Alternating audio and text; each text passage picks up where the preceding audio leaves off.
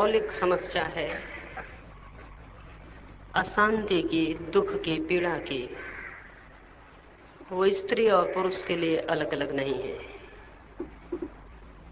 पहले तो मैं उस मौलिक समस्या के संबंध में थोड़ी सी बात आपसे कहूं जो सभी की है, और फिर कुछ प्रश्न पूछे हुए हैं जो शायद स्त्रियों के लिए ही विशेष अर्थ के होंगे, उनकी भी बात करूंगा। मनुष्य के जीवन में इतनी घनीभूत अशांति है, इतनी पीड़ा है, इतना दुख है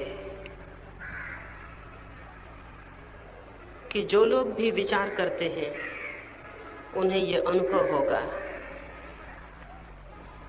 जीवन की व्यर्थता का अनुभव होगा। ज्ञात होगा कि जैसे जीवन में कोई अर्थ नहीं। हम जीते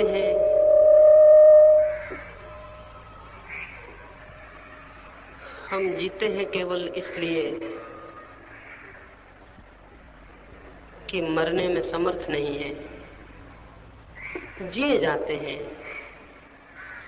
और मृत्यु की प्रतीक्षा करते हैं। इस भांति जीना इतना व्यर्थ और बोझिल है कि करीब करीब जीते जी ही हम मुर्दों की भांति हो जाते हैं। कोई रस, कोई आनंद, कोई जीवन में नृत्य और संगीत नहीं रह जाता। वो सब विनष्ट हो जाता है। जैसे किसी पौधे को हम उखाड़ लें, उसकी जड़ें टूट जाएं और पौधा कुम्हला जाए, उसके फूल मुरझा जाएं। करीब करीब मनुष्य का जीवन ऐसा हो गया है, अपरूटेड। उसकी सारी जड़ें टूट गई हैं जमीन से।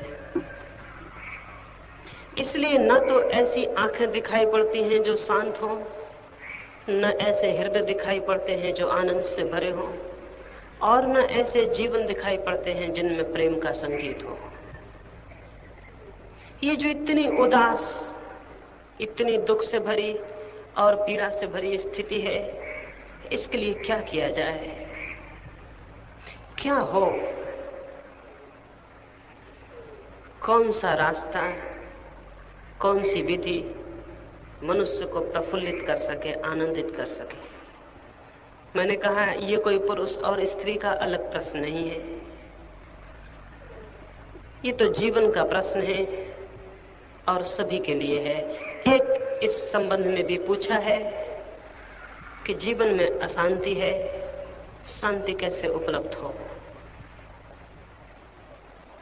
जीवन में अशांति है ये तो हमें अनुभव होता है,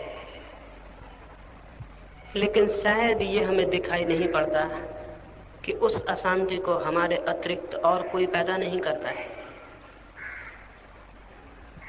जीवन में अशांति का एक तो मौलिक कारण यही है कि जब भी अशांति होती है तब हम सोचते हैं कोई और अशांति को पैदा कर रहा है। जो व्यक्ति भी इस भाषा में सोचता है कि कोई और अशांति को पैदा कर रहा है, उसके जीवन में शांति कभी नहीं हो सकेगी। एक छोटी सी कहानी कहूं, उससे मेरी बात समझ में आए और फिर आगे बढ़ा जा सके। एक छोटे से गांव में सुबह होने को थी, सूरज निकलने को था। एक घुड़सवार आके रुका। गांव के बाहर ही, गांव की दीवार के बाहर ही एक बूढ़ा आदमी बैठा हुआ था। उस घुड़सवार ने उस बूढ़े आदमी से पूछा, मैं इस गांव में रहने का निर्णय करके आया हूँ। पुराना गांव मैंने बदल लिया, मैं इस गांव में रहना चाहता हूँ। क्या आप बता सकेंगे कि इस गांव के लोग कैसे हैं? उस बूढ़े आदमी ने बड़ी समझदारी की बात पूछी। उसने कहा, इसके पहले कि मैं बताऊं कि इस गांव के लोग कैसे हैं, मैं तुमसे ये पूछना चाहूंगा कि जिस गांव को तुम छोड़ के आ रहे हो, उस गांव के लोग कैसे थे? उस आदमी ने कहा, इसे पूछने से क्या प्रयोजन? उस बूढ़े ने कहा, उसके बिना उत्तर देना असंभव है। मुझे बताओ, जिस गांव को तुम छोड़ के आते हो, उस गांव के लोग कैसे थे? उस व्यक्ति ने कहा, उनका नाम भी, उनकी स्मृति भी मेरे हृदय को घृणा से भर देती। उस गांव के लोग बहुत दुष्ट थे, बहुत बुरे थे। उन्होंने ही मुझे इतना अशांत और पीड़ित किया कि उनके कारण मुझे उस गांव को छोड़ के आना पड़ा है। उस गांव के लोगों का नाम न लें, उनका नाम आते ही मेरे हृदय में घृणा भर आती। उस बूढ़े आदमी ने कहा, मित्र तुम किसी और गांव में जाओ, इस गांव के लोग उस गांव से भी ज्यादा बुरे हैं। ये गांव तुम्हें ठीक नहीं हो सकेगा। मैं 70 वर्ष से इस गांव में रहता हूं, मैं लोगों को जानता हूं, वो बहुत बुरे हैं। तुम्हारे गांव के लोग जिनको तुम बुरा कह रहे हो, इनके सामने कुछ भी बुरे नहीं है, तुम कोई और गांव जाओ। वो घुड़सवार आगे बढ़ गया और उसके पीछे ही एक बैलगाड़ी आके रुकी। उसमें भी एक परिवार आया हुआ था और उस परिवार ने भी उस बूढ़े से पूछा कि इस गांव के कैसे लोग हैं, हम अपने गांव को छोड़ के आते हैं और इस गांव में रहना चाहते हैं। बूढ़े ने फिर वही प्रश्न दोहराया। उसने कहा, मुझे बताओ तुम जिस गांव को छोड़ के आते हो वहां के लोग कैसे थे? उसने कहा, उनका नाम, उनकी स्मृति मेरे हृदय को आनंद से भर देती है। उतने भले लोग पृथ्वी पर शायद ही कहीं हो।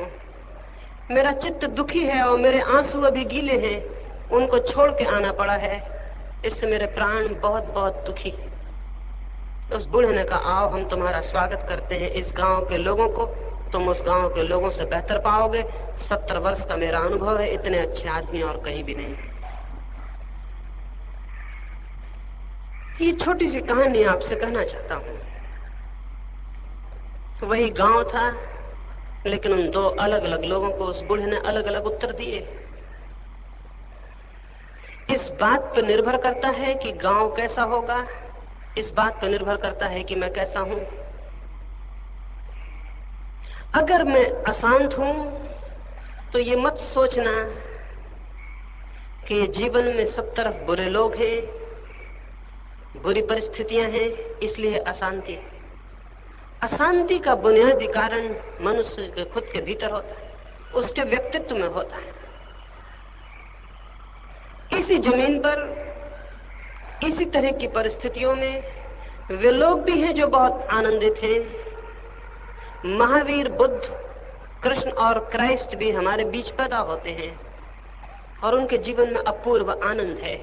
यही परिस्थितियां हैं, यही पृथ्वी है, यही आकाश है, यही चांद तारे हैं, यही लोग हैं।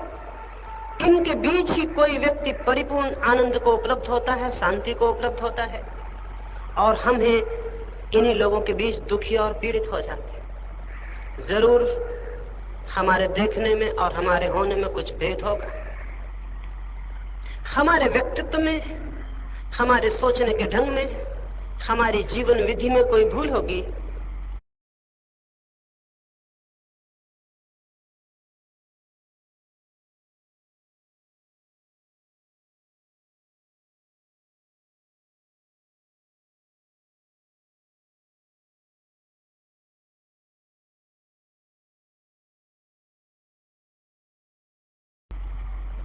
हमारे सोचने का ढंग, हमारे जीवन जीने की पद्धति में कोई बुनियादी खामियां होंगी, अन्यथा ये कैसे हो सकता है। एक फकीर था जापान में, 1930 में वहां ये घटना घटी। आधी रात को अपने झोपड़े में कुछ पत्र लिख रहा था। किसी आदमी ने द्वार को धक्का दिया, द्वार अटका हुआ था, खुल गया। जो आदमी भीतर आया उसने शायद सोचा होगा कि फकीर सोया हुआ है, लेकिन फकीर जागा था, आधी रात थी। वो चोर था जो आया था, वो घबरा गया। उसने जल्दी से अपना छुरा बाहर निकाल लिया। उस फकीर ने कहा कि मित्र, छुरे को बंद ही रखो, यहाँ कोई बुरे लोग नहीं रहते हैं कि छुरा निकालने की जरूरत पड़े। छुरे को बंद ही रखो और आओ। कैसे इतनी रात को आना हुआ? तो चोर बहुत घबरा गया। उसने कहा, आप पूछते ही हैं तो मैं कह दूं, मैं तो चोर हूं और चोरी करने के विचार से आया हूं। उस फकीर की आंखों में आंसू आ गए। उस चोर ने पूछा, क्या हुआ, आप रोते क्यों हैं? उस फकीर ने कहा, इसलिए रोता हूं कि तुम कितनी पीड़ा में और दुख में नहीं हो गए कि तुम चोरी करने को तैयार हुए, और तुम कितनी मजबूरी में नहीं हो गए कि आधी रात को गांव को छोड़कर एक फकीर के झोपड़े में चोरी करने आए। तुम्हारी स्थिति मेरे मन में बहुत दुख और पीड़ा पैदा करती है, और इस कारण भी मैं दुखी हूं कि मेरे पास ज्यादा भी नहीं है, कोई 10-5 रुपए पड़े हैं तो तुम उन्हें निकाल लो और ले जाओ। सामने के ताक पर से उसने रुपए उठाए। जब वो जाने को हुआ तो उस फकीर ने कहा, कृपा करो, कम से कम 1 रुपया वापस छोड़ दो, सुबह मुझे जरूरत पड़ सकती है। उसने 1 रुपया छोड़ा और वो चोर बाहर निकला। बाहर निकलते वक्त फकीर ने फिर उससे कहा, एक काम और करो, कम से कम मुझे धन्यवाद तो देते जाओ। उस चोर ने घबराहट में धन्यवाद दिया और चला गया। वर्ष भर बाद वो पकड़ गया। अदालत में मुकदमा था, और भी बहुत चोरियां थी। इस चोरी का भी अदालत को पता चल गया तो उस फकीर को अदालत में जाना पड़ा।